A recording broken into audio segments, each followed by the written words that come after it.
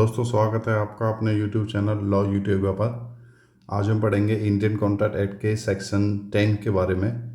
Section 10 जो कि contract act का सबसे मोस्ट इम्पोर्टेंट सेक्शन है। यूँ कह लीजिए जो सेक्शन 10 है ये कॉन्ट्रैक्ट एक्ट की रूह है, आत्मा है। अगर इसमें से सेक्शन 10 को निकाल दिया जाए तो मेरे ख्याल से पूरा कॉन्ट्रैक्ट एक्ट आपका ये बेकार है। जो एसेंशियल एलिमेंट्स हैं कॉन्ट्रैक्ट के वो आपके सेक्शन 10 में हमें देखने को मिलते हैं। ठीक, तो बिना सेक्शन 10 के कॉन्ट्रैक्ट एक्ट हमारा अधूरा है, इसलिए आज इसकी शुरुआत हम करेंगे सेक्शन 10 से। सेक्शन 10 बेसिकली डील करता है कौन से एग्रीमेंट्स कॉन्ट्रैक्ट हैं। इस सेक्शन के अंदर जो मेन फीचर्स हैं कॉन्ट्रैक्ट के, जो मेन असेंशियल एलिमेंट्स हैं कॉन्ट्रैक्ट के, वो आपको देखने को मिलेंगे। जैसे कि सेक्शन 10 हमारा क्या कहता है, all agreements are contract.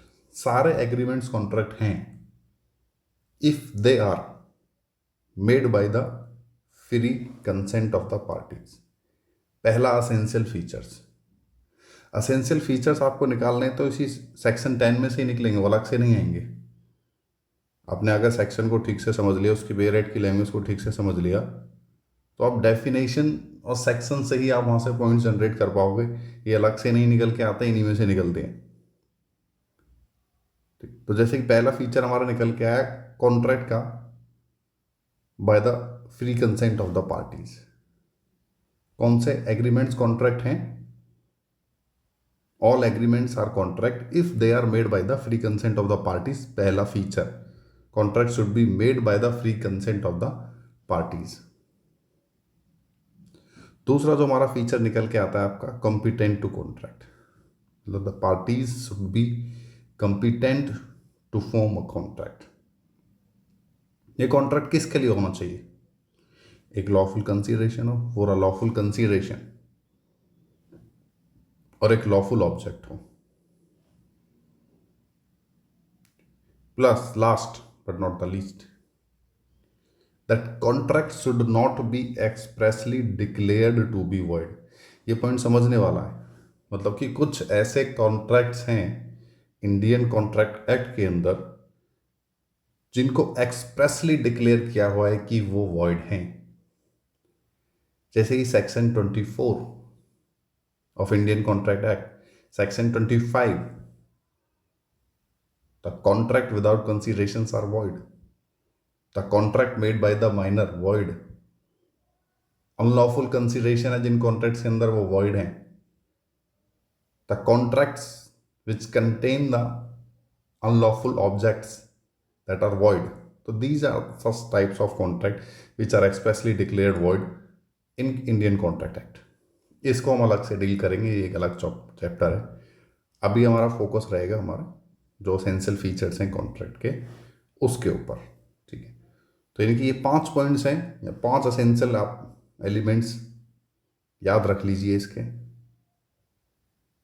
That are competent parties, जो हमारा फर्स्ट है। सेकंड है फ्री कंसेंट, थर्ड है lawful consideration, and the fourth है lawful object, and the fifth is not expressly declared word. ठीक है, अब कॉम्पिटेंट पार्टीज है क्या, इनको वन बाय वन डिस्कस करेंगे हम लोग। सेक्शन 10 ये तो कहता है that parties should be competent, but competent parties को सेक्शन 10 डिफाइन नहीं करता।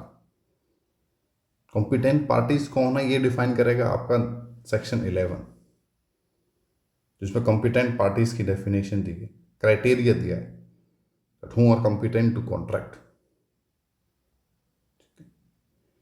तो सेक्शन 10 के साथ में सेक्शन 11 और 12 साइमल्टेनियसली चलते हैं। अपने बेयर एक्ट्स अगर आप लेकर बैठे हो, आपके पास बेयर एक्ट्स है, तो सेक्शन 10 के आगे लिख लीजिएगा read with section 11 and 12। Section 10 को आपको लिंक अप करना पड़ेगा सेक्शन 11 के साथ में एंड सेक्शन 12 के साथ में। तो सेक्शन 11 क्या कहता है, बताता है कौन लोग हैं कॉम्पिटेंट कॉन्ट्रैक्ट करने के लिए। Section 11, every person is competent to contract. Every person is competent to contract who is the age of majority. मतलब हर एक व्यक्ति कॉम्पिटेंट है कॉन्ट्रैक्ट करने के लिए जो कि एज ऑफ मेजोरिटी का है। एज ऑफ मेजोरिटी यानी कि जो कि माइनर नहीं है, या फिर ये कह लीजिए जो कि मेजर है, और according to the law to which he is subject. इसके अलावा और भी को हैं कॉम्पिटेंट पार्टीज के अंदर, the party should be of sound mind. The party should be of sound mind. And the third, who is not disqualified from contracting by law। मतलब कि कुछ व्यक्ति, कुछ पर्सन्स ऐसे हैं जिनको एक्सप्रेसली डिस्क्वालिफाइड किया हुआ है टू मेक अ कॉन्ट्रैक्ट। तो वो पर्सन्स कॉम्पिटेंट नहीं है आपके कॉन्ट्रैक्ट करने के लिए। यानी कि सेक्शन 11 में 3 चीज़ें हमें याद रखनी है, 3 बातों का ध्यान रखना है। जो कॉम्पिटेंट पार्टीज की जो बात करते हैं हम, that party should be of major, वो मेजर होनी चाहिए party, and the party should be of sound mind. Sound mind कौन है, ये सेक्शन 12 है, आगे देखेंगे। The person should not be disqualified by law. Section 11 3 चीज़ों पर बात करता है। ठीक है, आगे देखते हैं इन चीज़ों को। जैसे मेजोरिटी की बात करते हैं, अब मेजोरिटी की एज क्या है, तो इंडियन मेजोरिटी एक्ट 1875 का सेक्शन 3 ये कहता है, जो मेजोरिटी की एज बताता है, दैट इज 18 ईयर्स। इसके कुछ एक्सेप्शंस भी हैं दोस्तों।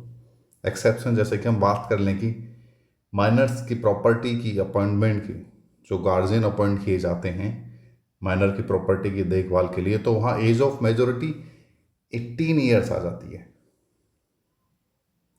और बाकी अदर केसेस के लिए जो एज ऑफ मेजोरिटी है हमारी, वो 18 ईयर्स है। यानी कि जो हमें कॉम्पिटेंट जो पार्टीज हैं कॉन्ट्रैक्ट की, जो 2 पार्टीज हैं कॉन्ट्रैक्ट की, that should be the age of 18 years. अगर 18 ईयर्स से नीचे हैं, वो माइनर हैं, तो वो कॉम्पिटेंट नहीं है कॉन्ट्रैक्ट करने के लिए। आप इस चीज़ का थोड़ा ध्यान रखना। एज ऑफ मेजोरिटी की जब हम बात करते हैं तो इसके ऊपर बहुत ही फेमस एक केस है, बहुत लीडिंग केस है। कई बार एग्जाम में स्पेशल इस केस का रेफरेंस देके माइनर की कॉन्ट्रैक्ट की वैलिडिटी पूछ ली जाती है। ठीक है, ये जो कॉन्ट्रैक्ट माइनर करता है उसकी वैलिडिटी क्या है। तो माइनर के द्वारा जो कॉन्ट्रैक्ट किया जाता है उसकी वैलिडिटी है वॉइड। वो वॉइड रहता है, वॉइड एब इनिशियो। वॉइड मतलब शून्य, जीरो, नथिंग, जिसकी कोई वैलिडिटी नहीं। एब इनिशियो, स्टार्टिंग से ही, फ्रॉम द स्टार्टिंग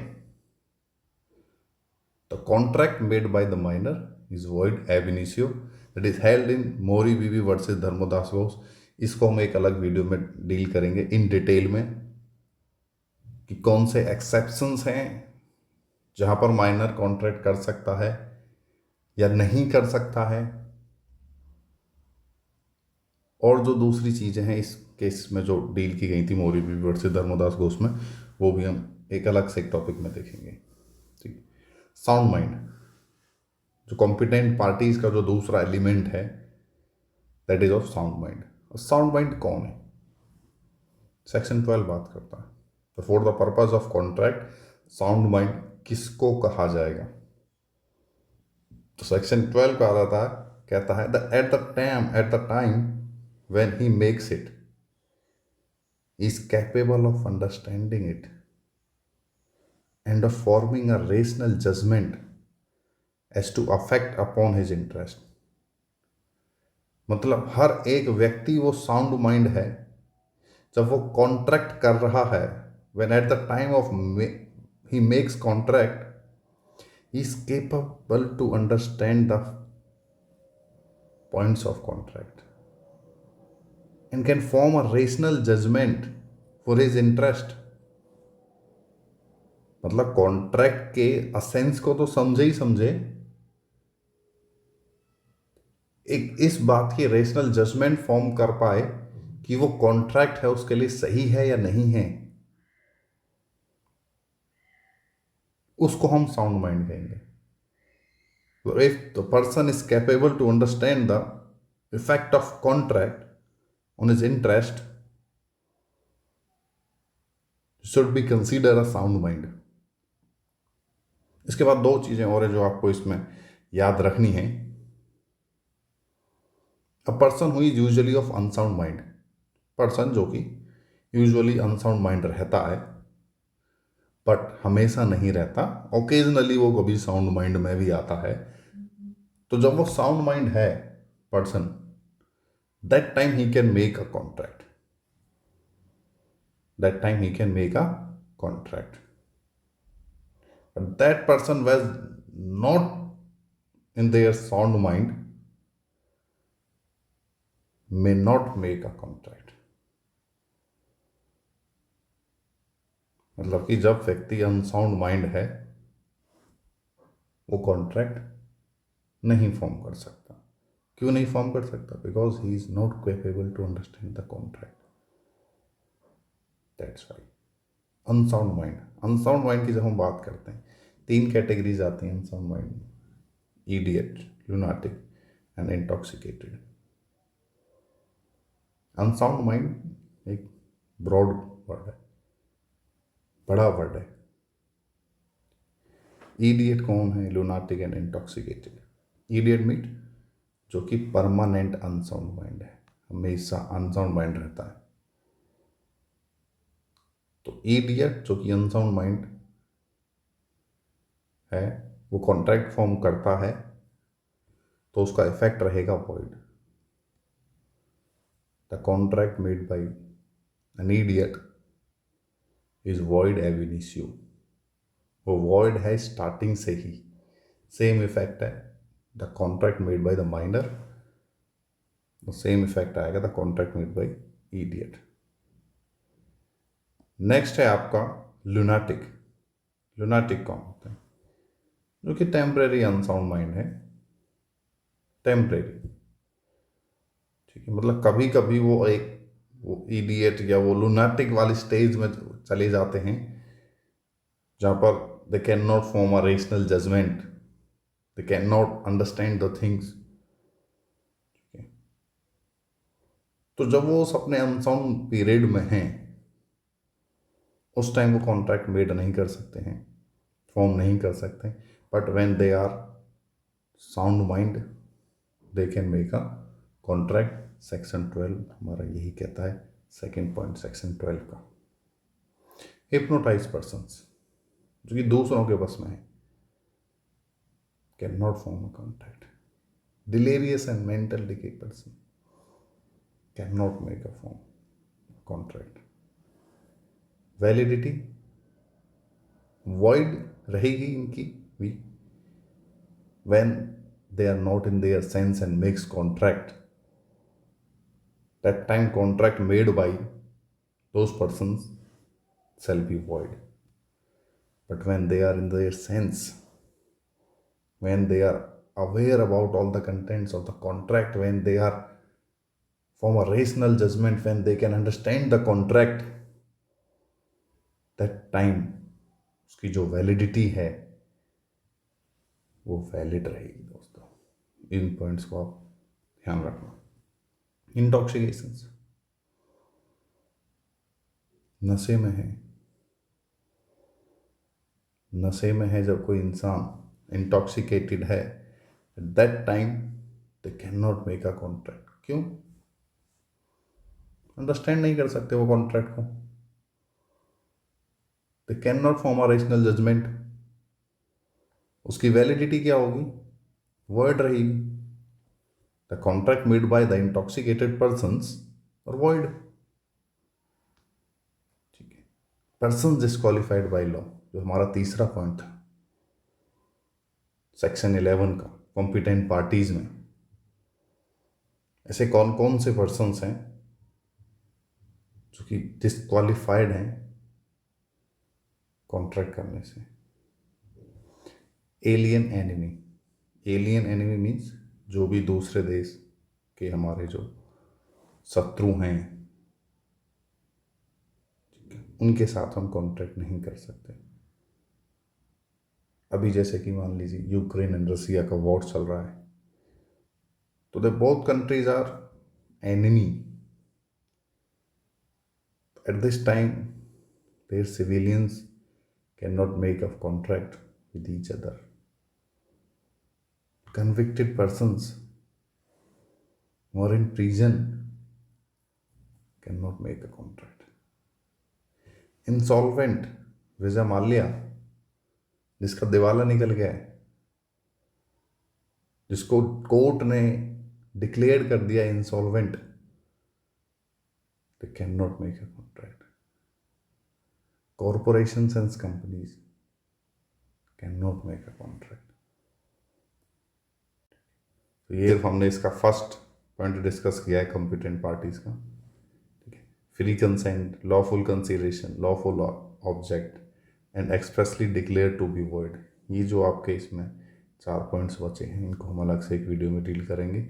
आज हमने कॉन्ट्रैक्ट एक्ट का जो पहला एसेंशियल एलिमेंट है कॉम्पिटेंट पार्टीज, सिर्फ वही डिस्कस किया. सेक्शन 10 अपने आप में एक बहुत बड़ा सेक्शन है. ठीक है. तो ये आज हमारी वीडियो में को एंड करते हैं. अगर आपको वीडियो अच्छी लगी, पसंद आई, तो please do like and subscribe. Thank you दोस्तों.